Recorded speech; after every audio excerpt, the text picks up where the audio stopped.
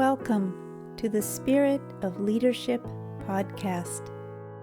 Listen in as we talk with emerging as well as seasoned leaders, change makers, and visionaries, and hear their stories, how they have overcome challenges, how they cultivate inspired vision as stewards and mentors, shining their light to uplift and empower others, reconnecting us through a sense of belonging to the natural world and to the interweaving circles of just and vital communities.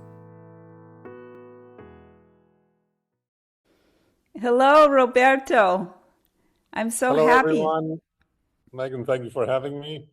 Roberto Dutesco in Venice, Italy at the Stanze della Fotografia during the Biennale, the 61st Biennale in Venice. It's a big deal.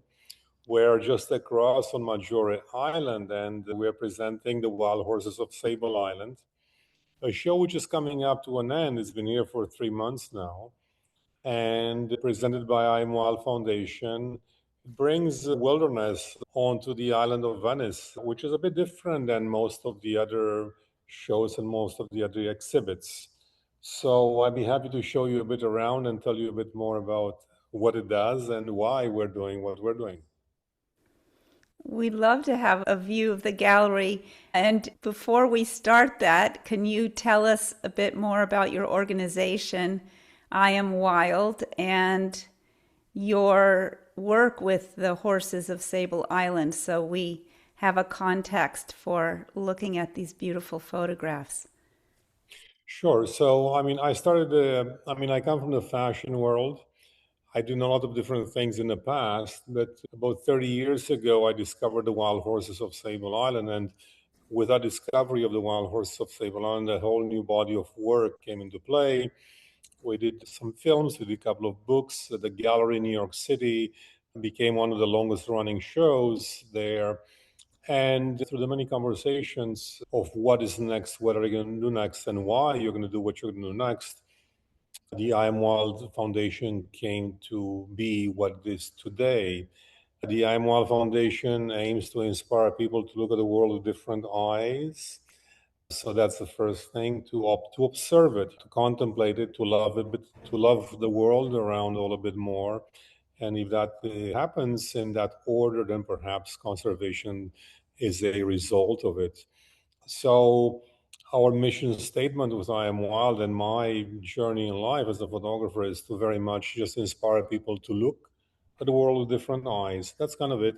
As a photographer, that's what you do. You observe things and you look at things and you look at them and you hopefully transmit a positive message to everyone else.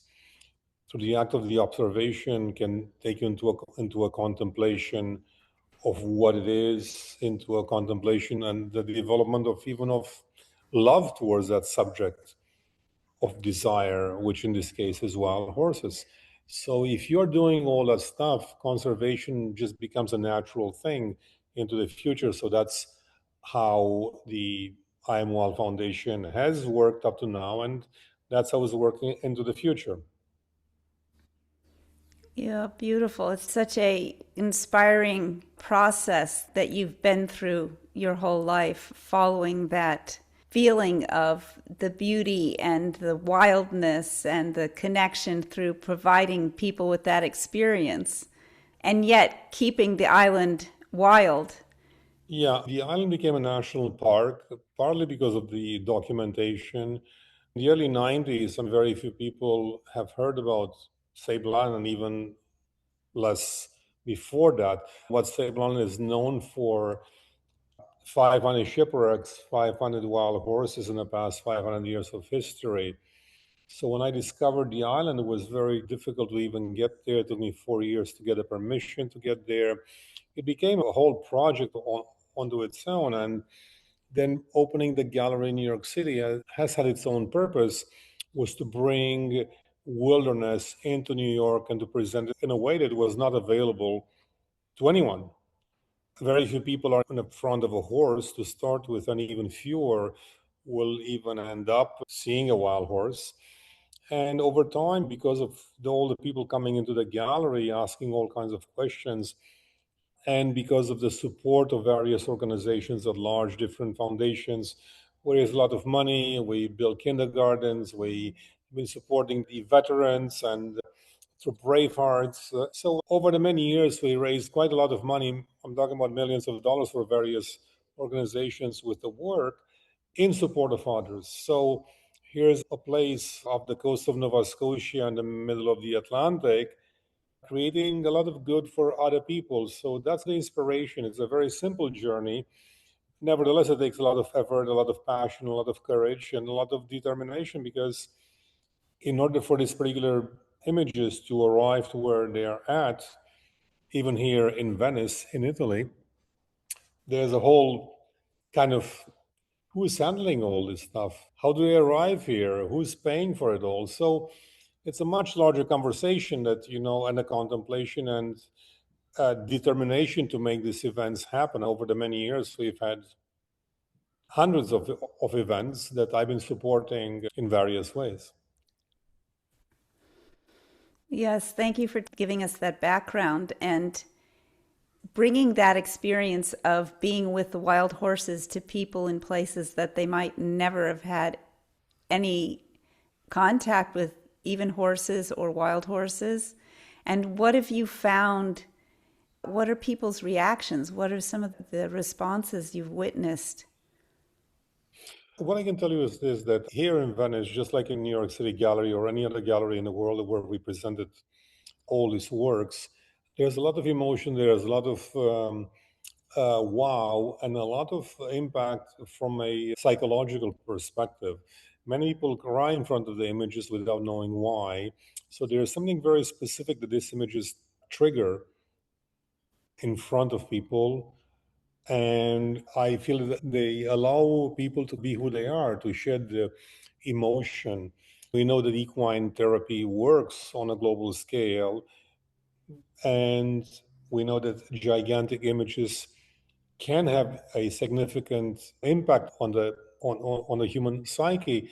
But it's beyond that. I think that in the presence of beauty, we recognize it, whether it's in gigantic form or in small form of an ant. It doesn't really matter. It's all about the bringing beauty into in front of people and allowing them to contemplate it for a brief moment of time. Why I'm showing some still images, but I'm showing also some videos and films. Sometimes still images, they allow you to contemplate those moments a bit longer. And that's why, as much as I'm a filmmaker, I'm a photographer, which are two different things. And in that moment of contemplation, maybe there's a deeper connection. There's a moment of sympathy that you develop towards that image. And maybe the North American Indians were correct a long time ago when they refused to be in front of the camera, because they felt that some of their energy is captured by the camera and then transmitted further. So maybe these images here and these gigantic sizes do create that impact. And maybe that's why all these people are shedding all this information, all this emotion and information in various forms. I imagine that's what these horses do, that's what they have done. So they create a sense of wellness for everyone. So, yeah, the perspective is that we're just all together on the same planet, which is a grain of sand traveling through space at incredible speeds. Buckminster Fuller called our planet Earth, called it a spaceship. And in his manual to Spaceship Earth, he reminded that all of us are astronauts. So if we're astronauts and we are traveling through space at incredible speeds, maybe we should take care of our planet a bit more. We should practice kinship and kindness towards it and towards all these incredible animals that make us feel the way that we do, or that bring us joy and peace and beauty in front of our own eyes. I cannot imagine a planet without wilderness, and I don't think that anyone can. And therefore, I think that what I'm doing with these particular images is just to inspire people to look at them a bit longer and practice love and practice conservation, and however that comes to them. So I'm not a conservationist per se. I like to think of myself just as a documentarian that likes to inspire people into a larger contemplation. So, Buckminster Fuller's book, Manual to Spaceship Earth, was very much about that. Why don't we contemplate this incredible planet of ours, and why don't we love it a bit more? And if we do, I think we're going to have better lives. That's what it's all about. That's what the project's about. Yeah, that's so beautiful and so inspiring, and particularly being able to come into that experience of the wild without bringing people there. So it's allowing the horses to stay in their wild state, and you bringing us that experience. And what was that like for you, being there with them and Well, I being mean, what's that interesting, witness? sure, what's interesting that just last weekend we hosted the World Health Organization plus Jamal Healing Labs.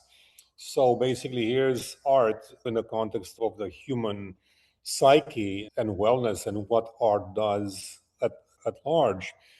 And last week we presented the first part of the trilogy, The Wild Horses of Sable Island. So I've been documenting this island for 30 years now. I've been documenting in terms of still photography, but also in film.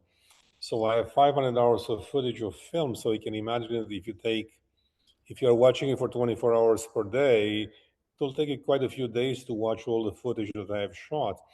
So this particular film has sat for a long time because I wanted some clarity in terms of why I'm doing it and what does it mean that I'm doing a film about this particular subject matter. Well, a second film. The first film has been seen by about 30 million people around the world. That's called Chasing Wild Horses. And that's what stirred up the conversation in the Canadian government. That's how basically, in the end, the island became a national park. This particular film, The Wild Horse of Sable Island, the trilogy, we've been working on it for a couple of months now, and seeing it again for the first time brought me back to those early stages of meeting the horses. And I think that when you watch this particular film, it gives you, without many words, how I have felt and what it meant to be with them. With certainty, there's curiosity, there's acceptance, there's convergence of the wilderness and me in it, being part of it.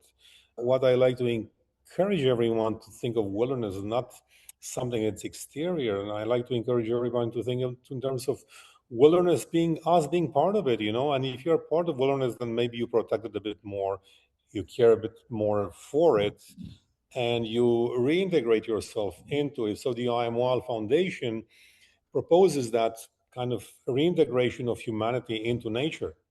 And if you do that, then all other things happen just in a natural way.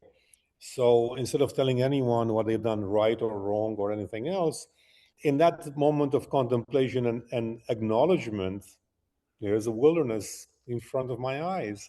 Then maybe the wilderness comes back to you and responds to you in a different way. And my feeling is that there's equality in the wilderness. We're not superior to anything. And I'll say that in that equality, that's where we meet. So if you go and observe as an equal participant in that which is wild, then perhaps the wild reveals itself in front of you with different eyes. So we have to get out of where we are and what we think that we're superior. We're superior to nothing. When you're part of a system, you cannot be superior to it. You're part of it. So that's what I've learned on Sable Island. I've learned it very fast, and in that contemplation, then you actually all the other things happen, um, including admiration for our understanding for one another. Yes, and experiencing that relationship. And I love how you talk about the desire to nurture that and take care, be Well, I mean, caretakers. it's what we do. I think that's part of not just the wilderness itself, but it's part of everything. If you look at whether it's a bird, a bee, a horse, a mother, we tend to nurture those young or those that are around. We tend to help.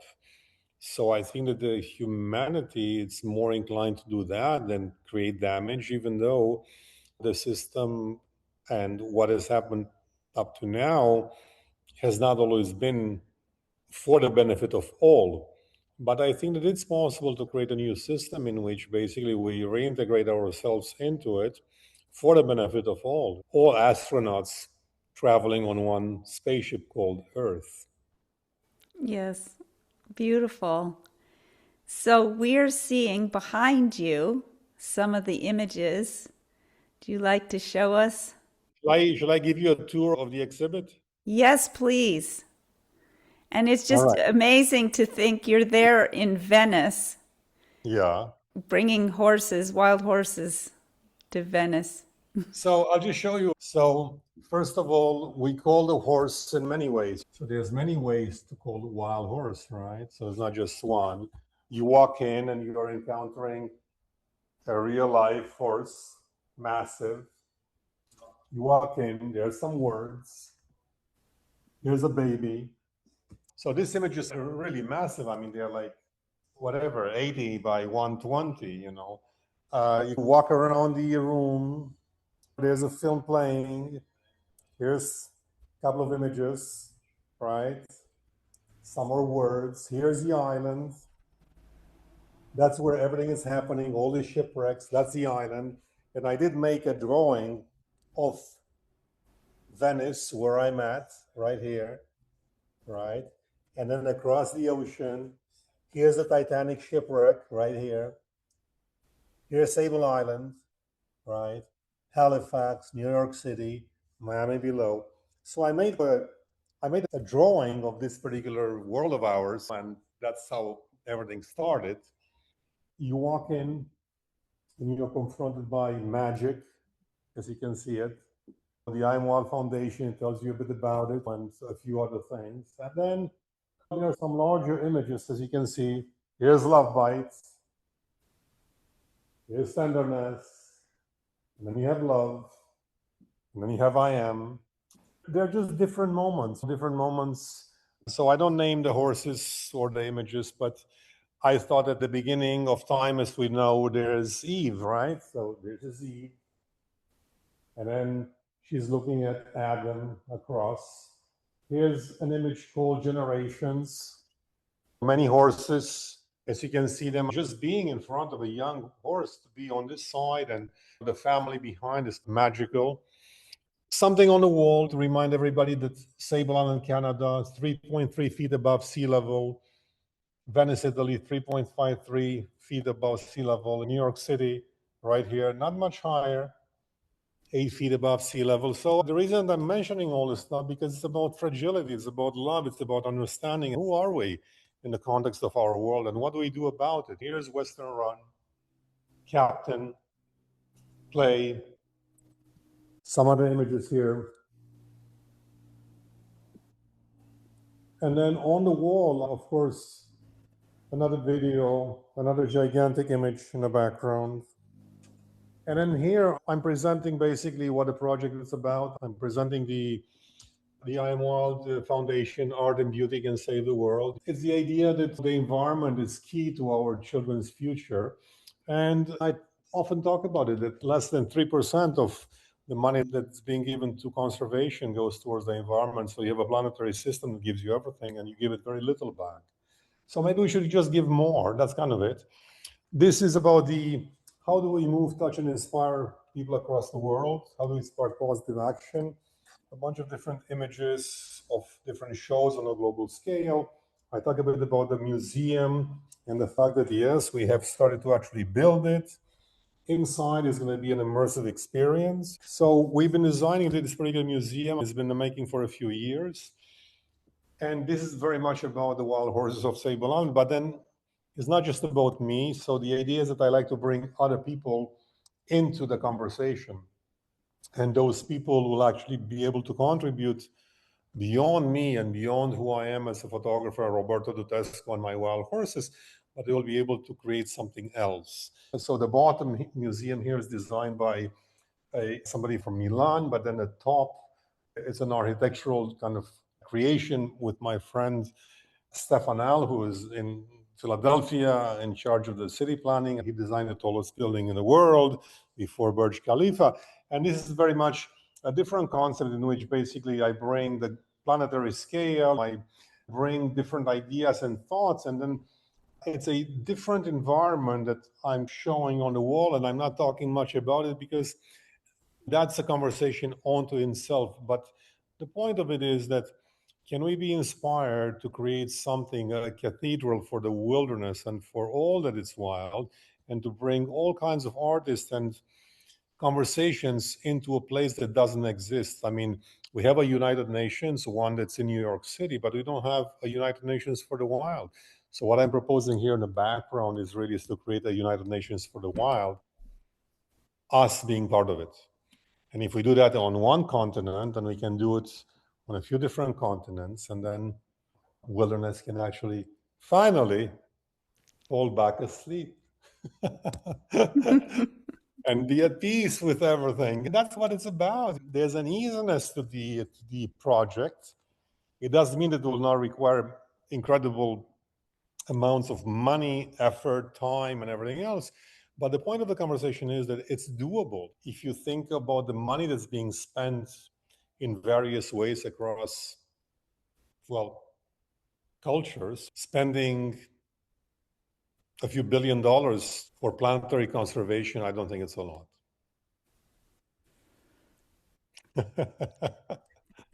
Yeah. Beautiful. What a tour. And that's so exciting about the museum. And is it the Museum of the Horse, or? It's called, it's an IAMWILD nomadic museum. And the Global Museum of the Horse became really the IAMWILD Museum of all things wild. Beautiful. Yeah. So it's no longer just about wild horses. We are utilizing horses as an inspiration. And as I said, once you're inspired, then you can actually do many other things. So I'm utilizing the wild horses to inspire people to look differently at wilderness, period. You're in Sag Harbor, for example, which I love. There's wilderness there too. You just have to go in the backcountry and actually see it. So can you look at it with different eyes? And can you protect it? That's kind of it. Beautiful. You Congratulations. can only embrace that you love. You can only protect it if you actually accept that you're part of it. Otherwise, it becomes just another thing that we have to do because we have to do so many different things. So I'm thinking about it. Can we actually live within that concept of conservation versus just talk about it or raise money for it? Can we become part of the system? Because ultimately, we think that, oh, we take care of the whales and the tigers and the bears and so forth. But indirectly, by doing that, we're actually taking care of our own selves too, no?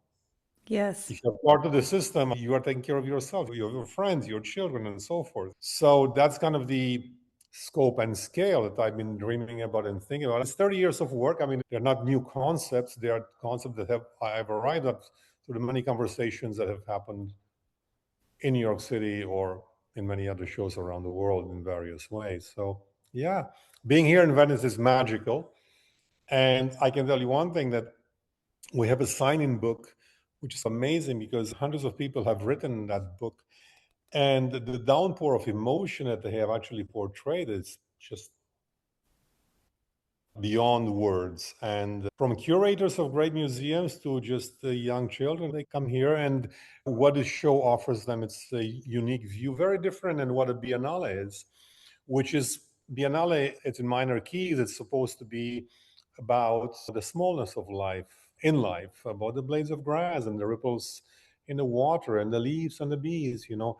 So is all Biennale in that way? I do not know, but with certainty, when people come in here and see the wilderness of these wild horses of Sable Island, they feel that. They feel that connection to nature. And I'm just going to close by saying only one thing in this video, that all this is happening on a very small dot as we are traveling through space. And that's the inspiration that's up on the wall. And you can see it right here.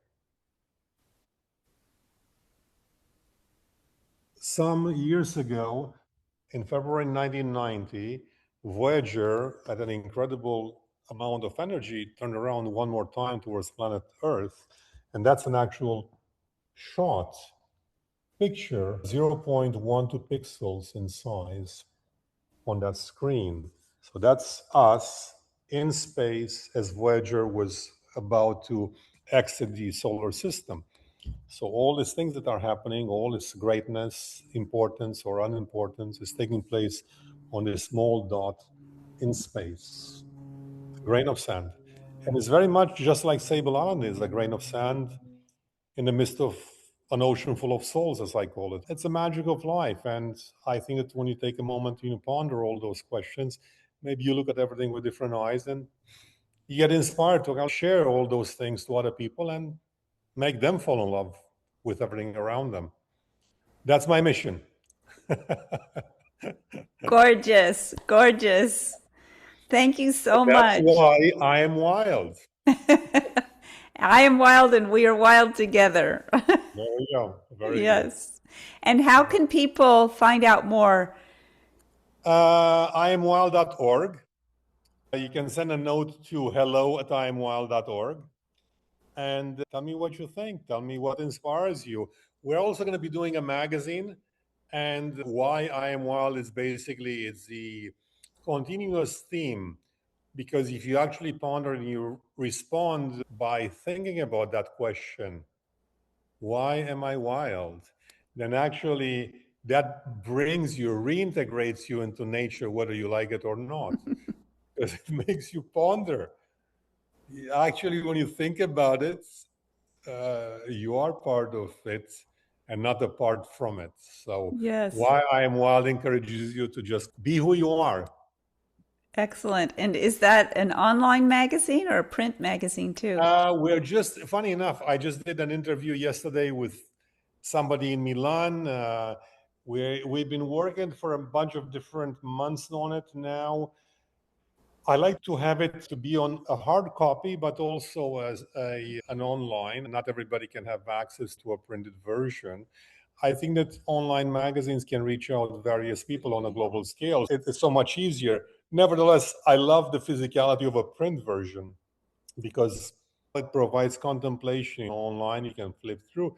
So I like both aspects. So I'm not opposed to the digital form or for print version. I think that you have to have both. And well, I'm a photographer. I like photographs. I like to hold them and to look at them. So of course, so that's what we're working on with a bunch of people, are writers. So it's a very, I mean, it's always one aim and one purpose, steer up the conversation into beauty and towards the future of humanity. I mean, we're here for a very short time on this single planet. And if I can create something that is inspirational and makes other people dream to have better lives, larger lives, that's it. I've been fortunate to be invited into this island because I don't think that things happen by chance. And I've been fortunate to be strong enough to endure all that it takes to arrive and to carry the message across the world. That's going to be one of the articles in the magazine, what it takes to do all that stuff. So without a sponsor, I'm lucky to have shot fashion and to have had my own ad agency in the past and to have made some money and put all that into this particular project. And I think that I would do it again exactly in the same way. Excellent. And do you have a newsletter people can sign up for so that they find out when the magazine launches and other shows? If you check out IAMWILD.org, I think that tells you pretty much everything. And if you want to look at images of the wild horses and a few other things that I do, then it's got more of a commercial side, then you have to go to my name, dutescoart.com. And that's DUTESCOART.com. And Dutesco Art basically just shows you who Roberto Dutesco is as an artist and photographer. It tells you a bit more. While the IAMWILD.org, it's more about the foundation, the museum, and all the things that we have talked today. Excellent. Thank you so much. And I'm just so inspired, and I know people will be so inspired to have this ability to be there with you in Venice. And we're so grateful for the work that you do. And I am wild. I'm wild too, Megan. Blessings always. Blessings. Bye-bye. Bye.